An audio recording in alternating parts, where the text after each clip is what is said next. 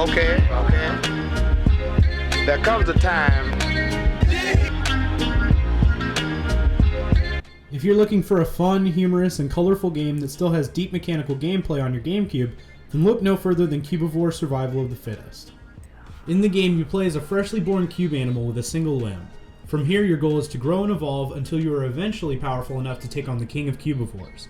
How you do this is pretty complex, and there are a lot of interlocking mechanics. First off, there are 4 shades of meat: pale meat, dark meat, very dark meat, and rage meat. There are 5 colors of this meat: yellow, red, blue, purple, and black. If you fill your limbs with these colors, you will evolve into a different creature. For example, if you have 2 limbs and you eat 2 pieces of dark purple meat, then you will evolve into a certain creature. If you have 3 limbs and you eat 3 pieces of pale red meat, then you will transform into a different creature. You can get up to 7 limbs in the game, meaning there are somewhere around 140 combinations, and you will have to find all of them to be able to take on the King Cubivore.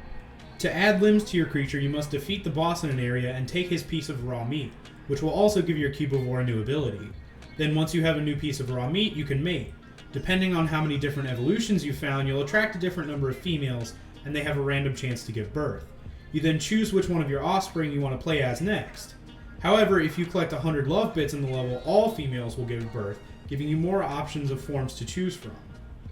Within the levels, you can also find various bits to improve parts of your body, such as your horns, which will increase your attack.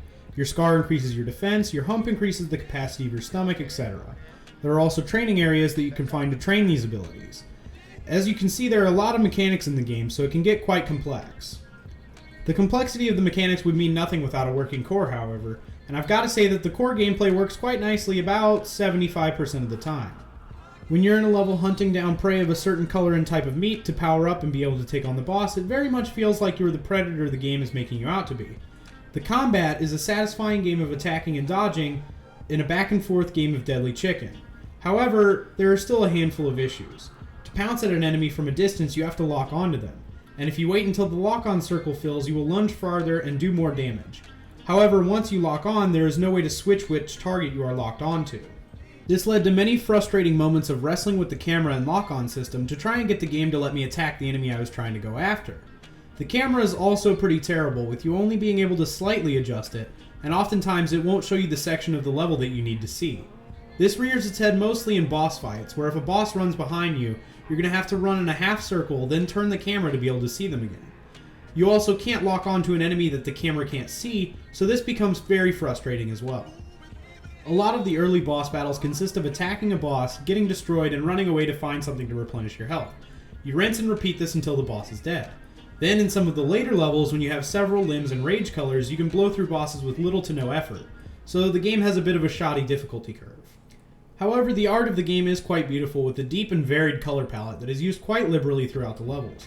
The cube-based designs of the animals give them a charm all their own, and the game has an extremely quirky sense of humor. The music is well-paced and fun to listen to as well.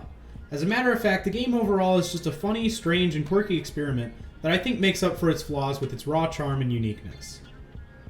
So if you want a GameCube game that's fun and interesting and you can deal with its flaws, I think Cubivore will be a good match for you. So check it out, and see you next time. Peace.